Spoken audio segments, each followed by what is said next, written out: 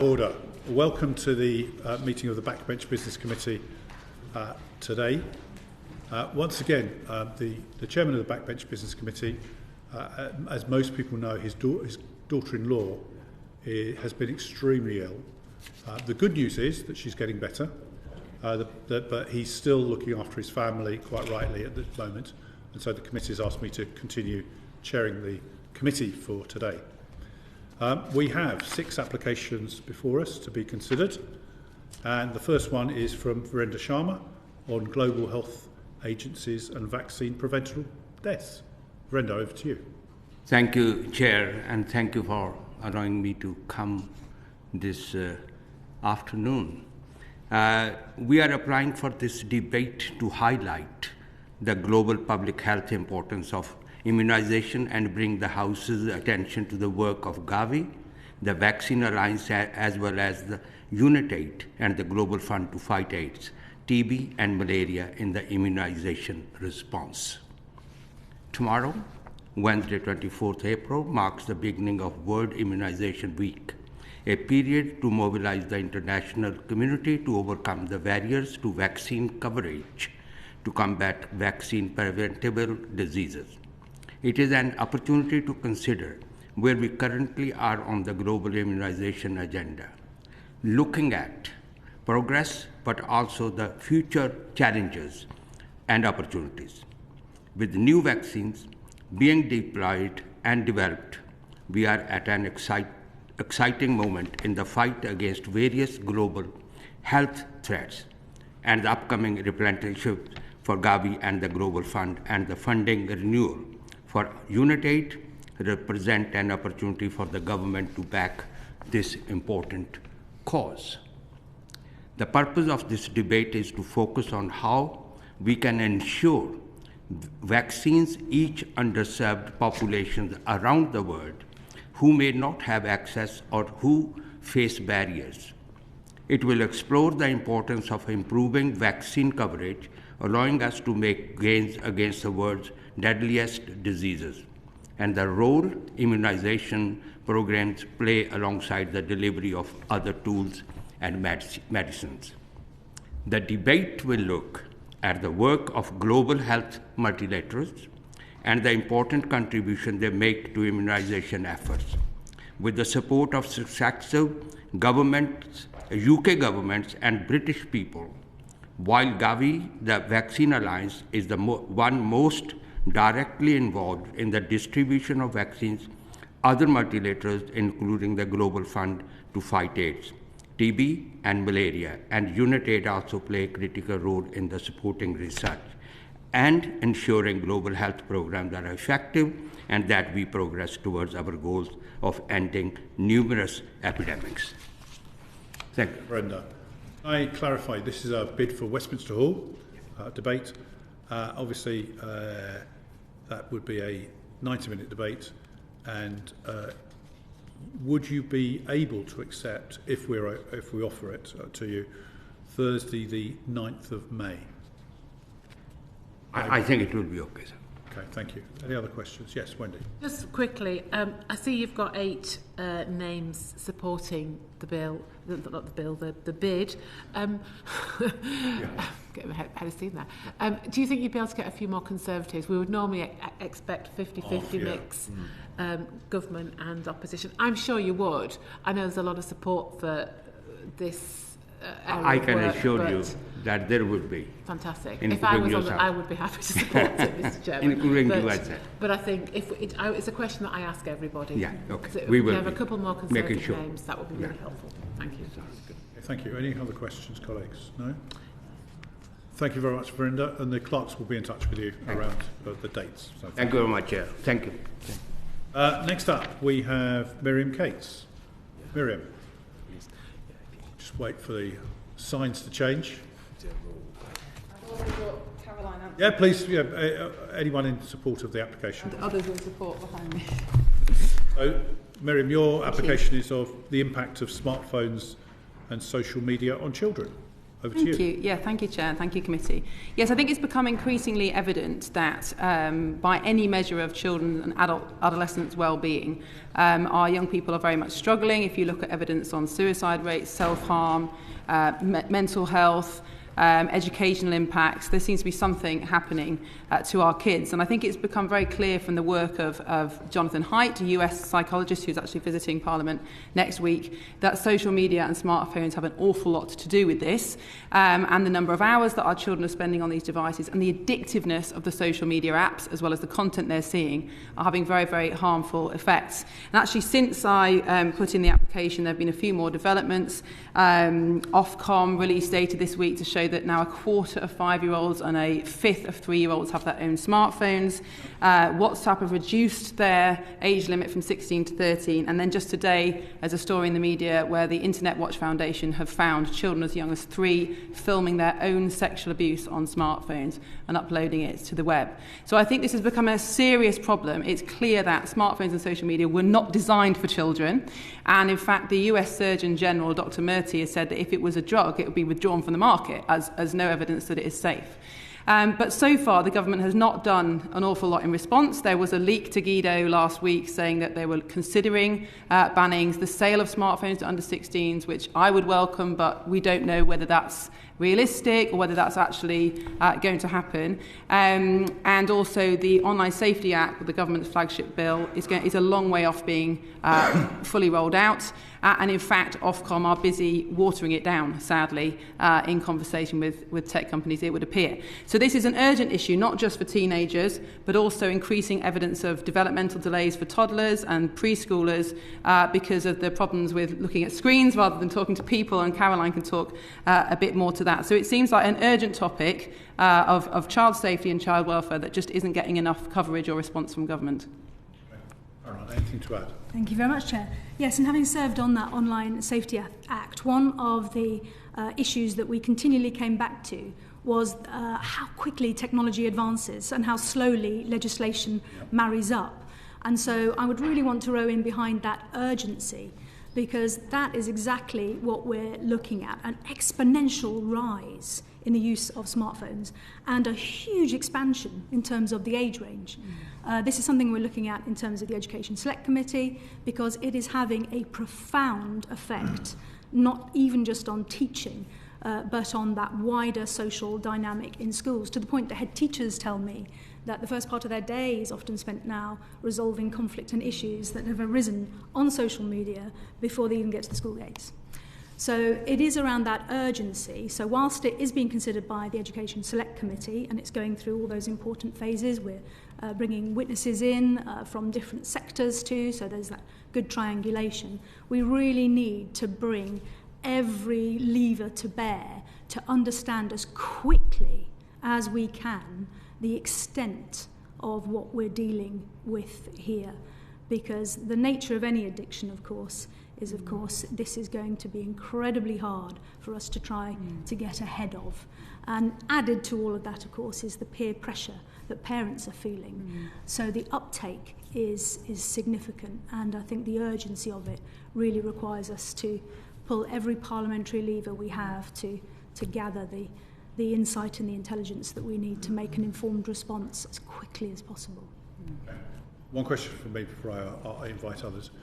Which would be the answering department for this? I think it would be DCIT. I think Saki Bhatti is the minister responsible. Okay. That's fine. Thank you, Chair. It's an interesting application.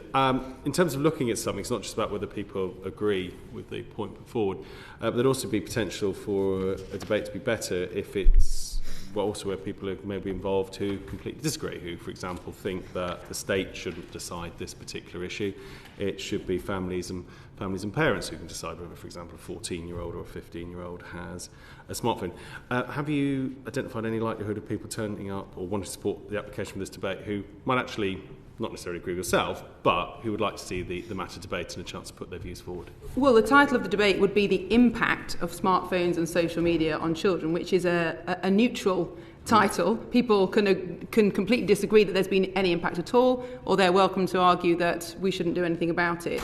And I would very much welcome a debate, and certainly the intention is not to have an hour and a half of people saying the same thing over and over again. Having said that, it seems very clear that the evidence is mounting, and that is why it's become very topical, that there is a detrimental impact. And I think the question that Parliament should be asking is, what do we do about it? And so I would hope that the debate would cover a wide range of opinions of what our response should be, as much as, is there a need for a response? Obviously, you've made an application which covers the Chamber and Westminster Hall on Tuesday or Thursday. The earliest time we could probably offer you is Tuesday the 14th of May, which would be the 9:30 slot. Yep. For 90 minutes. If that's offered to you, would you accept that? Yes, I think I've left my diary behind, but I'm pretty sure that would be absolutely perfect. Thank you. Well, the clerks will be in touch with you. Brilliant. In terms of offer. So thank you very much for coming on. Next, the application is in the name of Sir Goodwill, but I understand Ian Paisley is substituting for Robert. Thank you very much, So Bob. This bid is for a debate on the introduction of UK-made zero-emission buses in the United Kingdom. Thank you, Mr. Chairman. Sir Robert Goodwill sends his apologies. He's at a DEFRA. That's right, Select Committee, so thank you for allowing me to substitute for him. Sir Robert is the chairman of our all-parliamentary party group on bus and coach industry. I'm the vice chair of that group, along with our colleague John McNally from the SNP. And this is an important debate in our view. We're seeking a 90-minute Westminster Hall debate on the introduction of UK-made zero-emission buses in the UK, and we hope that we can encourage the support of the committee to have that.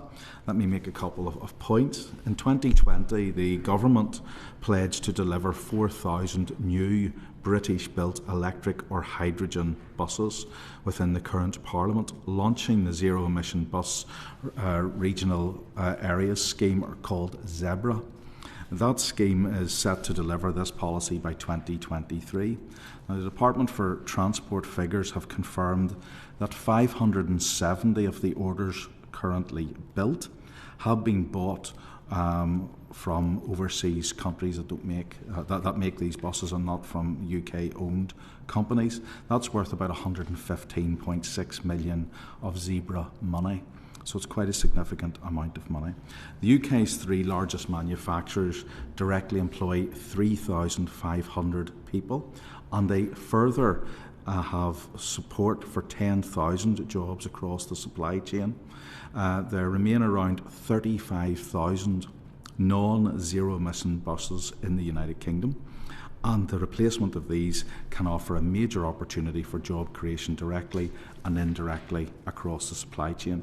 One of those bus companies is my constituency, one is in Sir Robert's constituency, and one is in Mr McNally's constituency, hence why we are very enthusiastic officers of that group, and why I declare that interest as well for your knowledge. In December 2023, the Department for Transport received applications from 56 local authorities across the United Kingdom for the second round of ZEBRA funding. These bids cover combined 362 parliamentary constituencies, meaning that the ZEBRA policy and the DFT's funding for zero-emission buses is something of interest to members from across the House. In March, it was announced that 143 million in funding through ZEBRA 2 will support the purchase of a further 955 zero-emission buses. So this next tranche of 1,000 buses, we're hoping to make sure that they go to a mixture of the three companies that are based in the United Kingdom, employ United Kingdom workers, and have an impact in 362 of our colleagues' constituencies. And I hope that we can encourage your support for this debate. Thank you. I'm tempted to ask questions about which will lead to the debate, so I'm not going to fall down that trap. This application is obviously for a Westminster Hall debate. Yes. The earliest we would be in a position to offer you would be Thursday the 9th of May. If we offered that, would that be acceptable? The only reason why I would push back on a Thursday is because Mr McNally, as an SNP MP, has to get back to his constituency in Scotland, and earlier in the week is much better and fairer for him. And it is a significant employer, the Scottish company, Alexander Dennis, which I'm sure you'll know. I understand that. I'm saying that would be the earliest we could offer you. And obviously, I presume this would be Transport answering the debate. Yes. So the Tuesday is unlikely. I mean, we don't know the rota yet, but the earliest is likely probably be the 21st of May. But I don't know as yet if Transport will be answering that day. I would live with the 21st of May if you were able to offer it. Okay. Thank you. Wendy? Yeah, just in terms of the mix of supporting members for the debate, Ian, I see that there are just 2 government names. Do you think you'd be able to add, I suppose you could add Robert on there to give you a third one, but would you be able to add a couple more on to give us that 4-4 balance? My intention to go to the Secretariat after this and say I want a direct call or email to the 362 parliamentarians who will be affected by this. As you know, it's like many of these things, a lot of this can slip us by, and suddenly it's brought to our attention. Right. So we've got a really good basis to lobby a number of members We'll to be do that. expecting a well-subscribed I would like to think so. debate. Yeah. Great. Thank you. Thank you. So I'm just getting some advice. It's likely to be the 21st of May that you'll get the offer for. So the clerks will be in touch with you and Robert about the potential dates. It's fantastic. Thank you very much, Mr. Chairman. Thank you. Thank you. Our next application is from Marion Fellows with an application for Global Intergenerational Week 2024. Marion, over to you. Thank you. Good to see you when you're not talking about the post office. Well, yes, but yes, and this is one of the reasons why this application isn't probably as well prepared as my normal applications on the post office, because I have been otherwise engaged. There's been a lot going on. As it says in the reasons for the debate, I don't think anyone could disagree that it really is important that we have intergenerational working, and the fact that this is a Global Intergenerational Week will be 20th to 24th of April, but that date is not particularly important. I think it just focused me on applying for this debate. I think we would all be aware of the work that's done in places like Holland and in other areas of the world and even in Europe. But I think it's a really important issue because intergenerational awareness actually promotes good mental health. We always think of old people as being lonely and suffering most from social isolation, but it's also true of younger people as well. And anything that brings the generations together, because there has been a lot in social media, and I remember doing a debate on this subject a number of years ago in the chamber, where it was all about us old people sitting on our mortgage-free homes, and younger people struggling, and it's even worse now. So anything that can actually promote good relationships between generations has, I think, to be welcomed. I can, with a little more time, get some more cross-party members. This was done at a bit of a rush, a bit of a gallop, and I apologise for that. It's not my normal practice, as you know, to come unprepared to these events.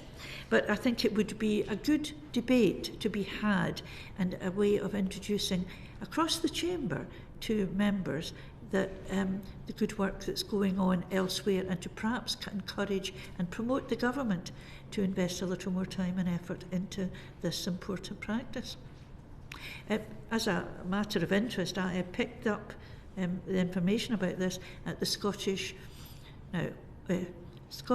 Older Persons Assembly. Yes, and they have actually engaged someone who works again and is trying to promote this, and that's where I met them. So I felt it was my duty almost to bring it forward. Well, thank you very much for that presentation.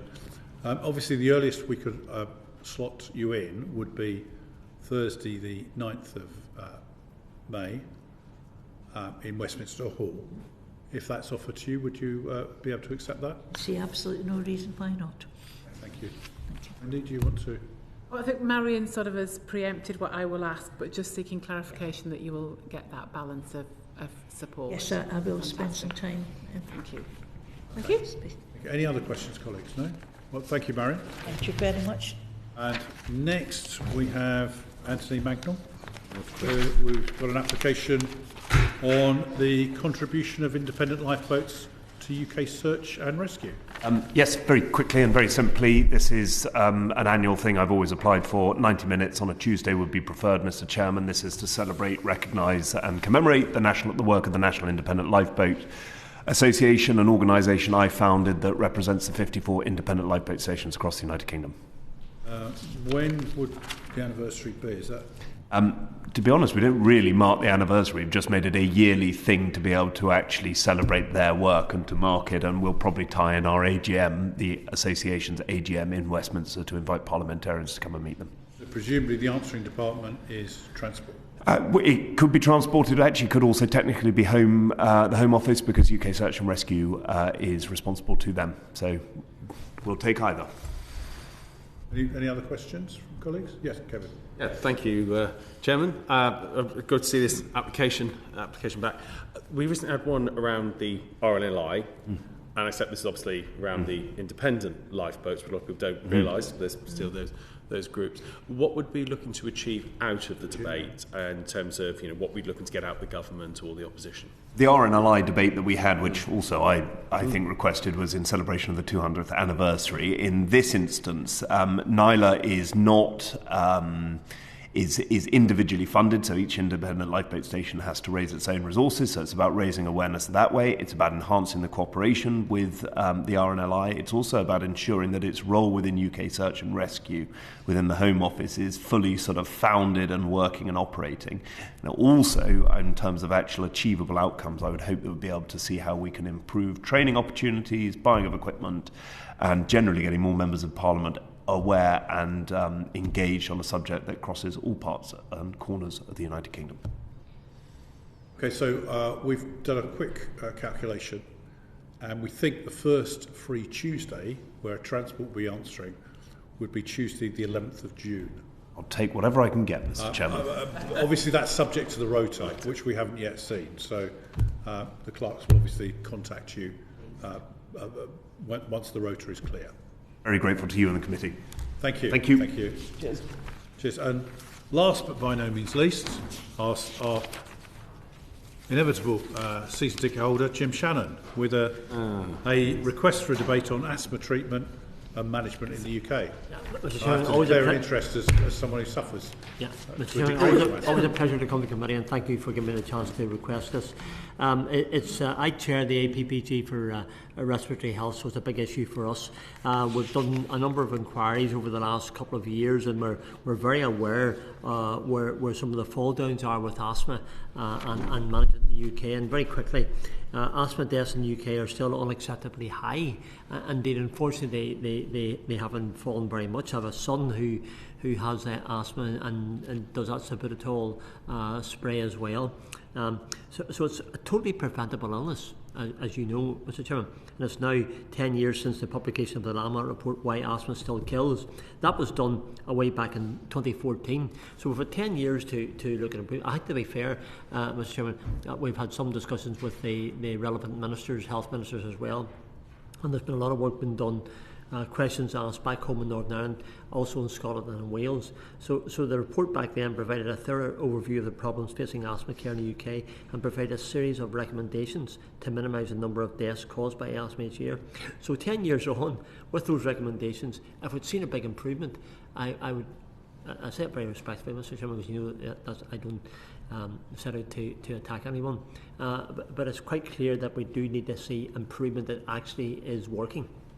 So with that being the case, now I know it can't coincide with World Asthma Day, which is the 2nd of May. The debate will consider ways in which government, the NHSE, clinicians, patients and their families can improve asthma outcomes in the UK. So that's the request, that's the reason. Ever mindful of the wee time I came the last time and Wendy asked me, the Honourable Lady asked me the question about making sure that I had MPs from all 4 Conservative MPs, 3 Labour, 3 SNP 2 DUP, an SDLP and a Lib Dem. Mr Chairman, thank you. Clearly cross-party representation. Jim, your application is obviously for Westminster Hall for a Tuesday or Thursday. We would be in a position to offer you, the first date we could offer would be Thursday the 16th of May, and you could take the first slot. I know you probably prefer Tuesdays, but that's the first available date we could give you. If not, we're looking at probably the end of June. Mr Chairman, I'm sort of conscious that I should have this debate in a long time ago, so I knew it would never coincide with the World Asthma Day. Mr Chairman, you know I'm not staying here on the Thursdays, and that's a decision made by the staff back home and where we are, so we're going to focus on some of the things as others are doing as well, so I'd be happy to go for the end of June. Okay. Thank you. When is World Asthma Day? Is it? World Asthma Day is on the 2nd of May. It's too short notice. Okay, so it's not even achievable. Nowhere near it. You know. Yeah. Thank you. Ms. Wendy. Jim, you preempt my question. You've got a great mix of different parties down to support your debate. Brilliant. I can only count 3 Conservatives on my list. The fourth one's Miriam Cates. Miriam Cates, marvellous. Yeah. There you go.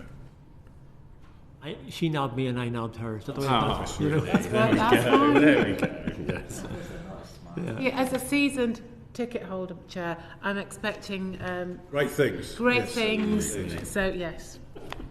Right, thank you, Jim. Well, we'll be in touch. The clerks will be in touch, obviously, when the rota is clear. We're taking this. The answering department will be health and social care. Right. Is that right? I suppose it would be. Yes, it would be. Of course. I was thinking of who else it could be. Yeah, that's that's right. So we're looking at when that health are answering within the rota. Okay, thank you very much for your attendance. Thank you. That concludes the bids. Chris, if you've come along to just update your application, I understand you've been able to submit 7 government names. 5. 5, is it? Yes. I think last week we said 3 or 4, but then I got an email from the clerk saying I needed 6, so I've got 5, which is somewhere in the middle. Of those 5, one of them is actually the last chair of the Committee of Arms Export Control as well, Mark Carney. Okay. Have you got all the names there? We're still in public, yeah. We are still in public, yeah. So, fine, thank you very much. So, that updates, and as far as I'm concerned, that answers our request. Thank you. And then the committee will consider your request in private. Yeah, that's absolutely fine. However, can I ask you that if the committee is minded to offer you the Thursday, the 16th of May... so Thursday, 16th of May, I'm away with the Select Committee during that week. Okay. So, yeah. I would love it to be then, actually, but unfortunately... that's the first available date. Yes. So that's why we're saying that would be the date.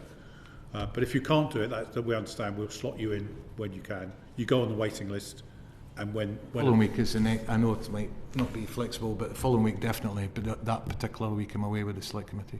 That's fine. We understand. Okay. Thank you very much. Thank you. Thank you very much. Thanks, guys. I've got a flight at 6 o'clock. This is going to be fun. Thank you, Chris. That concludes the public business of the day. Order. Committee will now go into private session to consider the bids.